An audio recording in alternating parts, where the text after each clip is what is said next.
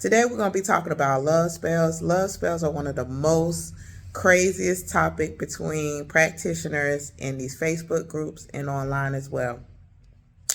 You never want to do a love spell on somebody, number one, that is not in love with you. Number two, that doesn't give you their consent. You always want to do a love spell on somebody if y'all are in a relationship and y'all both agree on the same terms to do this particular spell.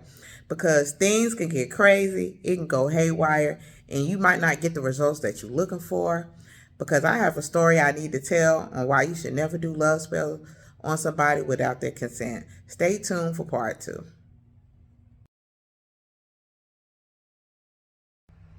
All right, here's part two of this story, right? Of why you should never do love spells on somebody without their consent. So it was one girl I knew from the neighborhood, right? She was going around telling everybody she liked this boy. She thinks he's cute. Mind you, they work together at the same company, manufacturing, just putting things together off a line belt. So she was telling everybody that she liked this boy, but he didn't have the same feelings with her. Mind you, they would always kick it with each other, go out with each other, sometimes do the. But anywho, yeah, he would all, every time she would ask him about how he would feel about her, he would say, he's not ready for a relationship right now, but he still wants to kick it. You know how you had that somebody that you kick it with, and they're like, yeah, I don't want this right now, but they still want to be in your presence. That's how this situation was. So over time, I think she just got a little desperate, and I think she went to go see a practitioner or somebody who can help her with her situation about the guy she was seeing. So while she was getting advice, she wanted to do a love spell. So she paid this practitioner to do a love spell on this guy that she really liked it. Mind you, a couple of days go by, she didn't think nothing of it. She thought, oh, it didn't work because, he wasn't hitting her up like how she thought he should have, or he wasn't calling her back as she thought he should have. But mind you, it did work. Stick for part three. We're going on to part three. All right, everybody, this part three of what happened to why you should never do love spells on somebody without their consent. All right, so like I left off, she thought the spell didn't work because he wasn't hitting her up, but mind you, it was working. But she didn't know that. So, some days go by out of the blue, she get a text from him saying, what's up? What you doing? She ain't think nothing of it. She just said, I'm doing fine. I'm doing great. So he asked her, hey, you want to hang out? You want to meet up later on? We catch a movie. Blah, blah, blah. She's like, yeah, cool. All right, so they started hanging out a little bit more, getting to know each other, spending more time with each other.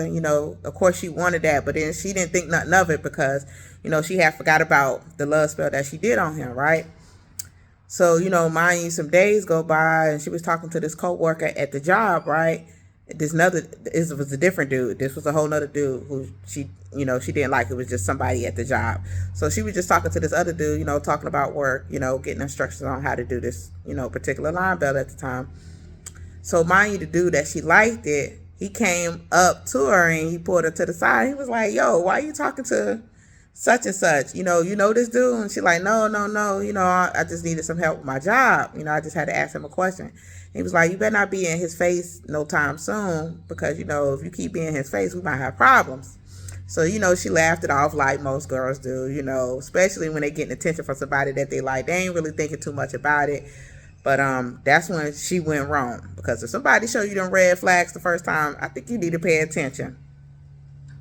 All right, so after that incident happened, he just started to acting more weird, like more possessive, more crazy, right?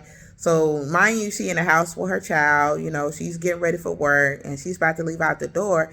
He's, right beside her door, almost behind, like, you know how you have bushes in front of your house. He's behind the bushes, stands up when she opened the door and asked her what was she doing. She kind of surprised. She's like, hey, why you in my house like it, all early in the morning? I wasn't expecting you. I wasn't expecting you to be here. And he was like, no, I just wanted to see what you were doing. What was you up to? I just wanted to hang out with you. And she was like, no, we got work today. I got to go to work. If you ain't going to work, I just call you when I get off. And he was like, okay, I'm sorry about that. I shouldn't have popped up at your house. So the next day passed, they chilling with each other at her house. So, they on the couch watching TV, and he asked her, he was like, that dude you was talking about? She was like, yeah, my coworker. And he was like, well, why you was up in his face? And she was like, no, it ain't nothing serious. We were just talking about work. I just had a question. And he was like, you better not be in his face no more to her. He said that to her. He was like, you better not be in his face no more. If not, we're going to have problems. See, that would have been the second red flag. Well, really the third one, especially when he popped up at her house without her consent. And then he talking about don't be in his face no more. We're going to have problems. Yeah, ladies. Yeah, y'all need to watch out. But anywho, after that incident, on the couch, she was like, okay, well, I need to, take time, give me some rest. I need to get ready for work tomorrow. I'll just hit you up later. Because, she kind of felt uncomfortable with him saying that, questioning her about her coworker, that kind of threw her off a little bit. So he was like, okay, well, I'm going to just leave. I'll just hit you up. I'll text you tomorrow morning. All right, so this is where it get crazier. Stay tuned for part 4. All right, welcome back. All right, this part 4 of why you should never do love spells on somebody without their consent. All right, so after a crazy couple red flag incidents that she had with old dude, right, she decided that she wanted to come clean about what she put on him, which is the love spell. So she told him to come over her house so she could talk. She just wanted to talk to him. So as usual, he came over to her house. They chilling there, they kicking it, watching TV or whatever.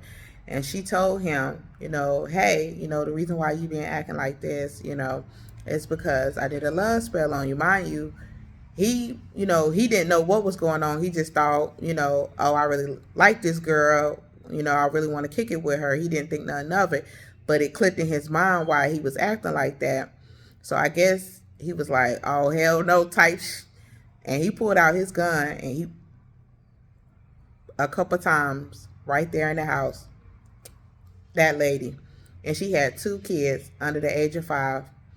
I feel so bad. Like, that story was crazy because, like I said, if that person not in a relationship with you, y'all not married, and y'all not consenting to this love spell, please don't put nothing on nobody they don't consent to, because things can go a way that you don't even expect it to. Like, he could be more possessive, more abusive. He could just be all out crazy. And you binding this man. You essentially binding this man, to you. So, and you don't know what spirits he already have on him, and y'all binding each other together. That's crazy. Never do love spells on somebody without their consent. You can do a love spell on yourself to attract more love, but don't do it on nobody. All right, that's it.